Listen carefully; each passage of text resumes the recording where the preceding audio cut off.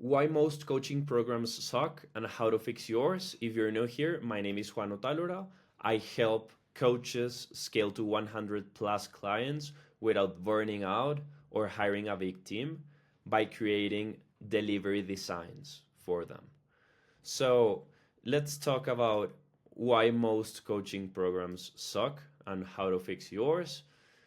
Well, the number one mistake I see coaches make when it comes to delivery is they treat their modules as a YouTube channel. If you think about a YouTube channel, you'll have a lot of videos, a lot of value, a lot of free content that will only overwhelm people. Like, it will not by themselves give results. And if you're a coach, you're in this business to give results, not to teach.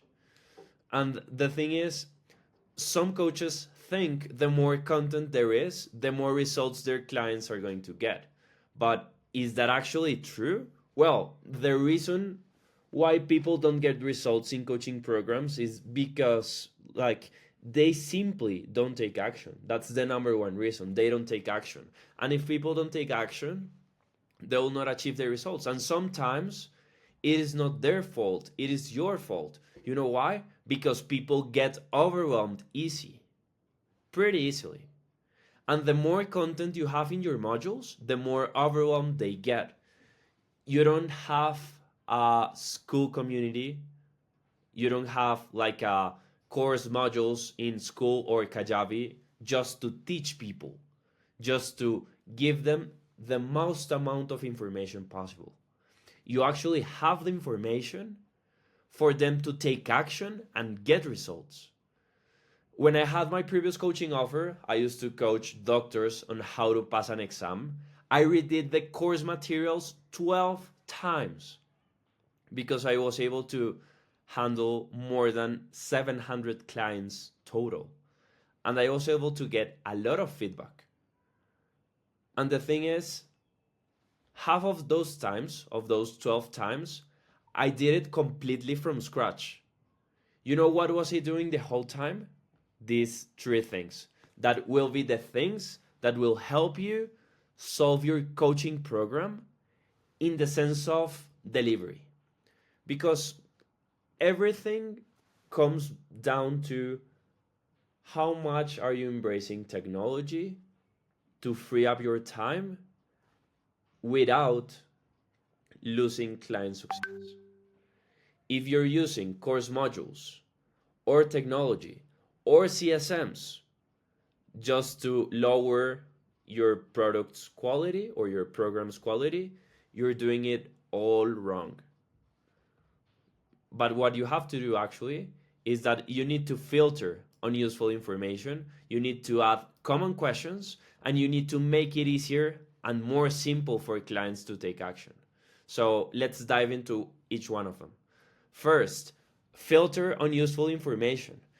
You need to really ask yourself, like, do I have hard data to prove that you have to ask yourself this question with every module. Do I have hard data to prove that this is 100% necessary for them to learn in order to achieve the results? Let's say, for example, that you have a program in which you coach people on how to get fit. You maybe have a module on teaching all the ways they can track their macros. Do you really think that module will give them results, or will just overwhelm them instead of just telling them like, hey, we recommend you use this app. This is how you can use it. Actually, funny enough, I'm not like only a delivery designer because I love to learn and then create learning systems and create client results. It's because I also consume a lot of coaching programs. Like, I've been on like coaching coaches programs, like the average bro stuff, and also I have also been in fitness coaching programs and one on mindset. And what I've learned, where I learned with staying on both fitness coaching programs, I noticed one of them was pretty tough to complete. Like there was a lot of information, there was a lot of modules. It seemed like YouTube. I didn't do anything. I didn't get results. I don't want to blame the coach because like I really believe in this idea of extreme ownership, but in the second coaching program that I took on fitness, the course modules were so simple that it was not overwhelming at all. And that really helped me. You know, remember, you're not a teacher, you're a coach. You get paid for results, not for teaching. So that's the first thing. You need to filter unuseful information. The reason why I took more action with the second program was because simply the information I had there was just the minimal information I needed to take action. And that's what you need to achieve in your program. Second, add common questions. So for this exercise, you need to create a Google Doc with every question your clients have asked about the modules. And then like you first answer a lot of Slack questions, then you create those questions. Let's say this is Slack.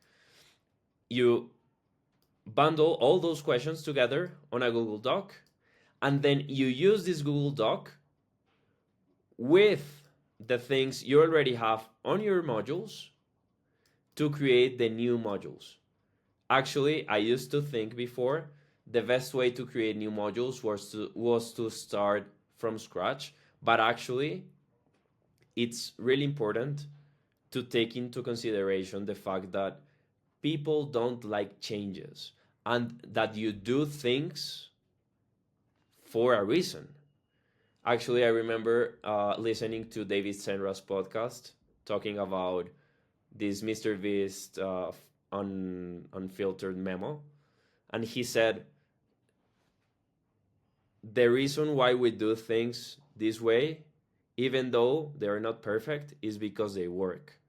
So you need, in this case, same thing with your product. If that actually delivers results, it's like you go for 70% what you have, then you have 20% improving what you have, and then 10% simply innovating, creating something new.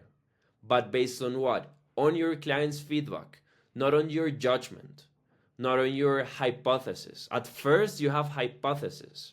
But if you're watching this, I assume you're an experienced coach already. You have had a lot of clients. You have noticed patterns between the clients that succeed and the clients that don't succeed. So you simply use this to create the new version, as I said, using this rule. So next, we have to make it easier and more simple for your clients to take action. As I said, the first reason why people don't get results is because they don't take action. And how can you help them take action? Well, you have to make things easier for them and more simple. Like, do you remember the value equation from Hormozy? Like, you have the dream outcome times the perceived likelihood of achievement. Then you have below effort and sacrifice times time delay. Essentially, what you're doing here is increasing value. So you're increasing value, but you're doing it by lowering the denominator. That's why you'll make the value higher in your program. And what it means is like reducing the effort they need to make and the sacrifice they need to make. So, kind of your work is asking yourself, are you giving them a ton of nonsense work? Because remember, like, you're a coach, not a college. You have to ask them to work on things that will only help them achieve the results. I remember on this fitness coaching program I was on, the coach on the modules, he was teaching me like every detail, every little detail. But the thing is, for example, in fitness coaching programs, and I think in most offers, if you nail down the basics, you are like 80 or 90% ahead of all the people. And if you start teaching specificity, minutia, like a college would do, they will not engage. They will not complete your modules. They will not show up to group calls. So don't do that. And finally, once you figure out how to make things easier and more simple by getting more client feedback, you need to launch a new version of the program with it, but taking into account this rule I told you about.